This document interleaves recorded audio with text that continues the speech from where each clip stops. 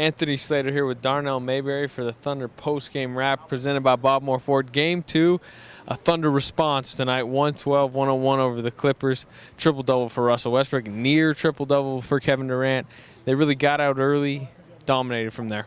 Yeah, I mean, this was a great bounce-back win performance by the Thunder.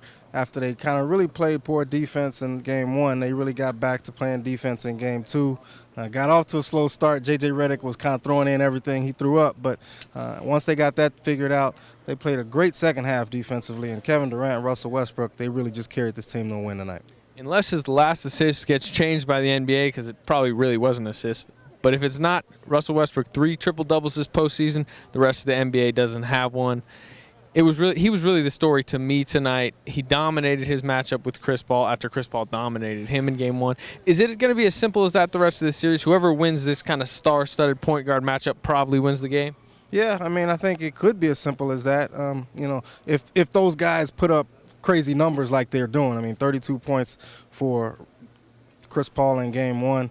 You see Russell Westbrook come back with 30 tonight and gets his teammates involved with the assists. He's rebounding, getting steals, just impacting the game in a lot of different areas. But the one thing we haven't seen is sort of a real X factor step up and really supply a unexpected contribution in this series so far. And I think at some point in this series we're going to have to see some of that. I mean, Thabo Sefolosha and Kendrick Perkins were great tonight. Sefolosha, especially in the second half, but no one who really just carried their team like a Jamal Crawford or a Reggie Jackson did in Game 4 in that Memphis series. So I look for some sort of unexpected contribution as this series goes on.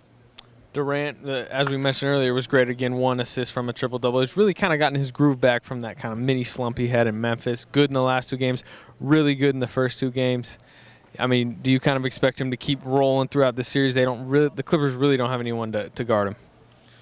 No, I mean, I think he's the MVP for a reason. I don't think he's going to slow down. Matt Barnes is doing the best he can do, but he's not a Tony Allen type. He's not going to be as physical. He has more length, but I just don't think he can slow down Kevin Durant when he's on. And Kevin Durant has really found something, and it goes back to Game 6 against Memphis.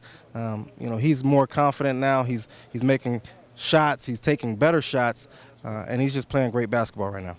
And now this series shifts to Hollywood for Game 3 and 4. Game 3 Friday night, 9:30 Central Time. Not sure if Darnell, he's getting pretty old. I don't know if he'll be awake. I will, though.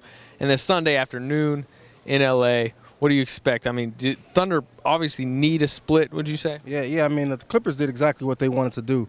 It would have been nice for them to win 2 in this building, but they got the 1 that they really needed to get home court advantage. So now all they have to do is protect home court.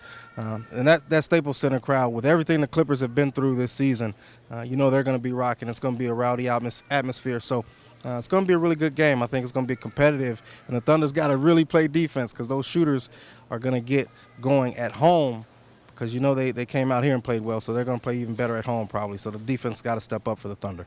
Should be a good game for what's shaping up to be a really good series. That'll do it for us here at the Peak. For the Thunder, Bob Moore Ford post-game wrap. For the best Thunder coverage team anywhere, stay tuned to newsok.com and every day in the Oklahoma.